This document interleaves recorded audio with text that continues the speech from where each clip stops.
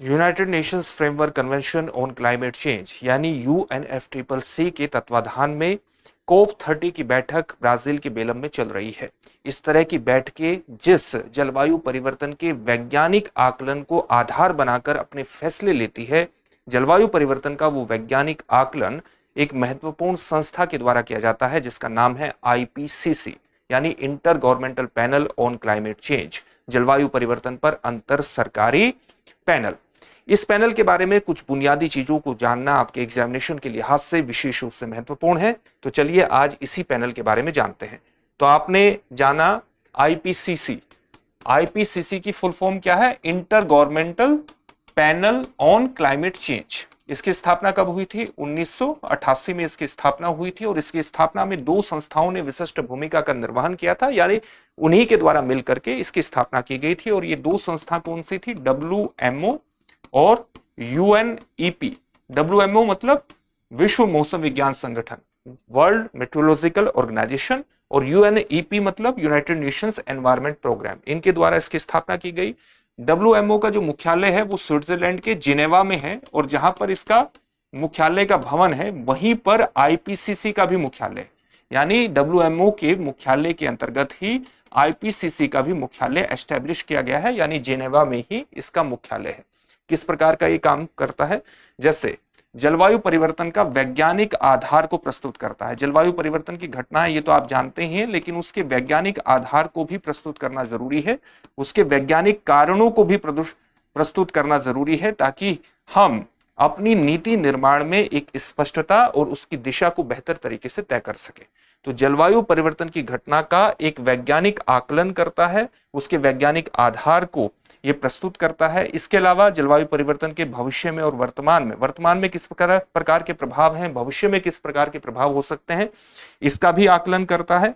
जलवायु परिवर्तन से जुड़े हुए जोखिम क्या हैं, भविष्य में ये जोखिम किस प्रकार से बदल सकते हैं, इनके नेचर में किस प्रकार से बदलाव आ सकता है, इसका भी ये अध्ययन करता है। जलवायु परिवर्तन की लड़ाई के अंतर्गत अनुकूलन उपायों को किस तरह से अपनाने की आवश्यकता है, साथ ही वैश्विक तापन को कम करने के लिए जो मिटिगेशन उपाय हैं वो किस प्रकार से अपनाए जाने चाहिए, उनका क्या असर होगा, उसके बारे में भी एक आकलन ये प्रस्तुत करता है।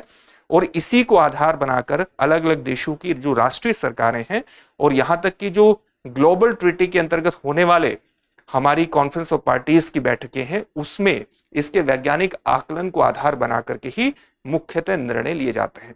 इसके आज तक जितने भी हमने जलवायु परिवर्तन की लड़ाई के अंतर्गत कदम उठाए हैं, इसके प्रभाव को उसके अंतर्गत देखा जा सकता है। और इसी के प्रभाव को समझने के लिए चलिए हम देख लेते हैं इसके कुछ महत्वपूर्ण निर्णय। तो 1988 में इसकी स्थापना हुई थी और इसने अब तक अपनी जलवायु परिवर्तन से संबंधित 6 आकलन रिपोर्टों को जारी किया है और जो 7वीं आकलन रिपोर्ट है उससे संबंधित जो साइकिल है वो भी शुरू हो चुका है। तो पहली रिपोर्ट या पहली आकलन रिपोर्ट इसके द्वारा 1990 में जारी की गई थी। दूसरी आकलन रिपोर्ट इसके द्वारा 1995 में जारी की गई। तीसरी आकलन रिपोर्ट आई इसकी वर्ष 2001 में। चौथी आकलन रिपोर्ट आई वर्ष 2007 में। पांचवी आकलन रिपोर्ट वर्ष 2014 में और छठी आकलन रिपोर्ट इसकी आई वर्ष 2023 में और 7वीं आकलन रिपोर्ट पर अभी इसका काम चल रहा है। तो पहली आकलन रिपोर्ट इसकी 1990 में आई और आप देखिए कि 1992 में रियो अर्थ समिट ब्राजील के रियो डी जेनेरियो में हुआ और वहां पर जलवायु परिवर्तन की लड़ाई के अंतर्गत सबसे बड़ी अंतरराष्ट्रीय संधि अस्तित्व में आई, जिसको हम जानते हैं United nation framework convention on climate change, जिसके तत्वाधान में अब कॉन्फ्रेंस ऑफ पार्टीज की बैठकें होती हैं। इसकी शुरुआत 1995 में हो गई थी कॉन्फ्रेंस ऑफ पार्टीज की जो बैठकें हैं, और COP30 की बैठक अब आप देखिए कि ब्राजील के बेलम में ही हो रही है। इससे पहले COP29 की बैठक अजरबैजान के बाकू में हुई, COP28 की बैठक यूनाइटेड अरब अमीरात में हुई। तो इस तरह से इसकी बैठकें चलती हैं और वो जलवायु परिवर्तन की लड़ाई के अंतर्गत कुछ महत्वपूर्ण फैसले लेती है और उसके अंतर्गत आकलन किसका रहता है, वैज्ञानिक आधार किसका होता है, किसकी रिपोर्ट्स का होता है, आईपीसीसी की रिपोर्ट्स का होता है। अब आप देखिए कि इसके द्वारा जो दूसरी आकलन रिपोर्ट दी गई 1995 में आईपीसीसी के द्वारा, उसके बाद हमें जलवायु परिवर्तन की लड़ाई में सबसे मजबूत समझौता देखने को मिलता है। जो सबसे पहला मजबूत समझौता आपको देखने को मिलेगा क्योटो प्रोटोकॉल के रूप में। क्योटो प्रोटोकॉल जापान में हुआ समझौता था 1997 में हुआ, 2005 में ये लागू हुआ। इसके अंतर्गत वैश्विक उत्सर्जन को, जो कार्बन उत्सर्जन है, ग्रीन हाउस गैसेस उत्सर्जन है, उसको कम करने के लिए कुछ महत्वपूर्ण शर्तें तय की गई, कुछ महत्वपूर्ण वैधानिक आधार तैयार किए गए, और आप देख सकते हैं कि इसके आकलन रिपोर्ट का कहीं ना कहीं इस पर प्रभाव रहा। फिर तीसरी आकलन रिपोर्ट इसकी 2001 में आई और चौथी आकलन रिपोर्ट 2007 में आई। इसी दौरान हम देखेंगे कि जो अडेप्टेशन, अनुकूलन उपाय हैं, उस पर भी लगातार चर्चा होती चली गई। यानी जलवायु परिवर्तन के जो प्रभाव कई क्षेत्रों में, कई जगहों पर स्पष्ट होते जा रहे थे, उन प्रभावों को कम करने के लिए किस प्रकार के अनुकूलन उपाय अपनाने की आवश्यकता है, उस पर लगातार बहस होती चली गई। यहां पर आपको अनुकूलन और मिटिगेशन का मतलब समझना पड़ेगा। जैसे जलवायु परिवर्तन की घटना का कारण क्या है? जो वैश्विक तापन, जो औसत भूसतही तापमान है, वो वैश्विक तापन की वजह से, ग्लोबल वार्मिंग की वजह से जलवायु परिवर्तन की घटना है। और ग्लोबल वार्मिंग का कारण क्या है? ग्रीन हाउस गैसेस हैं।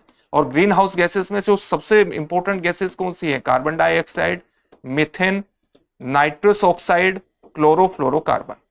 तो अगर आप इन गैसेस को कम करने की कोशिश करते हैं, इस प्रकार के उपाय करते हैं जिससे इन गैसेस का उत्सर्जन कम हो, जिससे वायुमंडल में इनका अतिरिक्त कॉन्सेंट्रेशन ना हो, अतिरिक्त सांद्रता ना हो, तो वो उपाय आपके कहलाएंगे मिटिगेशन उपाय, यानी शमन उपाय। तो इस प्रकार से अगर आपने कोयला या हाइड्रोकार्बन उत्सर्जन, हाइड्रोकार्बन संसाधनों का इस्तेमाल न करके आप ऊर्जा के नवीकरणीय साधनों का इस्तेमाल करते हैं, सोलर ऊर्जा का इस्तेमाल करते हैं, सोलर पैनल के माध्यम से प्राप्त ऊर्जा का इस्तेमाल करते हैं, बिजली का इस्तेमाल करते हैं, या आप इस्तेमाल करते हैं पवन ऊर्जा का, तो वो आपकी मिटिगेशन उपायों के अंतर्गत आ जाएंगे। इसके अलावा अगर आप मान लिया, जैसे जलवायु परिवर्तन का एक प्रभाव है कि समुद्री जल स्तर में वृद्धि होगी, और समुद्री जल स्तर में वृद्धि होगी तो उससे द्वीपीय देश और तटीय क्षेत्रों के किनारों पर बसी आबादी के जो रिहायशी इलाके हैं, वहां पर पानी भरने की उम्मीद है। और इसलिए अगर आप तटीय क्षेत्रों के आसपास बड़ी बड़ी दीवारें बनाते हैं, तो इस प्रकार के जो प्रयास होंगे वो किसके अंतर्गत आएंगे? अनुकूलन उपायों के अंतर्गत आएंगे। तो अनुकूलन पर जो बहस है वो आप देखेंगे 1990 के दशक और विशेष तौर से 2000 के दशक में लगातार महत्वपूर्ण होती चली गई। और एक और लक्ष्य पर लगातार बहस होती चली गई कि जो वैश्विक सतही औसत तापमान वृद्धि है, उसको 2 डिग्री सेल्सियस तक बढ़ने तक रोका जाए, उससे पहले ही रोका जाए। तो इसकी जो आकलन रिपोर्ट्स आ रही थी, उनकी भी उसमें महत्वपूर्ण भूमिका रही। इसकी जो 5वीं आकलन रिपोर्ट आई वो वर्ष 2014 में आई, और फिर दिसंबर 2015 में पेरिस समझौता, जलवायु परिवर्तन से लड़ने के लिए जो पेरिस समझौता है, वो हमें देखने को मिलता है, जो वैश्विक भूसतही तापमान वृद्धि को 2 डिग्री सेल्सियस से कम और संभव हो तो 1.5 डिग्री सेल्सियस तक रोकने तक सीमित करने से संबंधित एक लक्ष्य तय करता है। वो हमें लक्ष्य देखने को मिले। फिर आप देखेंगे कि वर्ष 2014 की इस रिपोर्ट के बाद पेरिस समझौता देखने को मिला, और फिर वर्ष 2023 में इसकी रिपोर्ट आई, और वर्ष 2023 के बाद एक और जो बहस है वो लगातार प्रमुखता हासिल करती चली गई जलवायु परिवर्तन की लड़ाई में, और वो है UNFCCC के अंतर्गत ग्लोबल स्टॉकटेक की बहस। ग्लोबल स्टॉकटेक की बहस क्या है? जलवायु परिवर्तन की लड़ाई लड़ने के लिए जो पेरिस समझौता दिसंबर 2015 में हुआ था, उसके अंतर्गत अलग अलग देशों ने अपने राष्ट्रीय लक्ष्य निर्धारित किए, राष्ट्रीय वचनबद्धताएं निर्धारित की, जिसको हम NDCs के नाम से जानते हैं, नेशनली डिटरमिन्ड कॉन्ट्रीब्यूशंस के नाम से जानते हैं।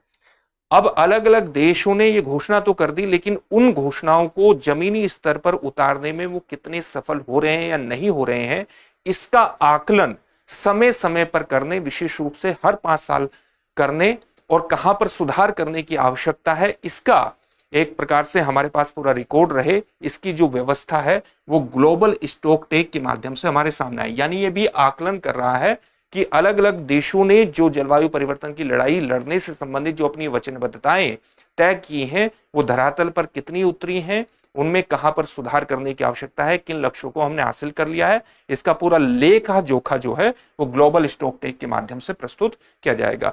तो 2023 में इसकी आकलन रिपोर्ट आई, और फिर हम इस बहस को देखते हैं। तो जलवायु परिवर्तन की लड़ाई के अंतर्गत अलग अलग देशों और साथ ही ग्लोबल स्तर पर जो निर्णय लिए गए हैं, उनको निर्धारित करने में IPCC की जो आकलन रिपोर्ट्स हैं उन्होंने विशेष रूप से महत्वपूर्ण भूमिका का निर्वहन किया है और यही inter governmental panel on climate change के महत्व को भी प्रदर्शित करता है। अब इससे संबंधित एक प्रश्न देख लेते हैं जिसका उत्तर आपको कमेंट बॉक्स में कमेंट करके देना होगा। और प्रश्न है, IPCC inter governmental panel on climate change की स्थापना किन दो संगठनों द्वारा की गई थी? आपके सामने ऑप्शंस हैं, यूनेस्को और डब्ल्यूएचओ यानी United Nations Educational Scientific and Cultural Organization और डब्ल्यूएचओ वर्ल्ड हेल्थ ऑर्गेनाइजेशन। दूसरा ऑप्शन है यूएनडीपी और एफएओ यानी यूनाइटेड नेशन डेवलपमेंट प्रोग्राम और फूड एंड एग्रीकल्चर ऑर्गेनाइजेशन। तीसरा ऑप्शन है डब्ल्यूएमओ यानी वर्ल्ड मेट्रोलॉजिकल ऑर्गेनाइजेशन और UNEP United Nations Environment Programme. और चौथा ऑप्शन है यूएनएफसीसीसी और डब्ल्यूएचओ। इस प्रश्न का उत्तर आप हमें कमेंट बॉक्स में कमेंट करके जरूर दीजिए। फिर से एक नई सेशन में आपसे मुलाकात होगी। धन्यवाद। अब एग्जाम की तैयारी को और बेहतर करने के लिए हमारे चैनल को लाइक, शेयर और सब्सक्राइब करना ना भूलें।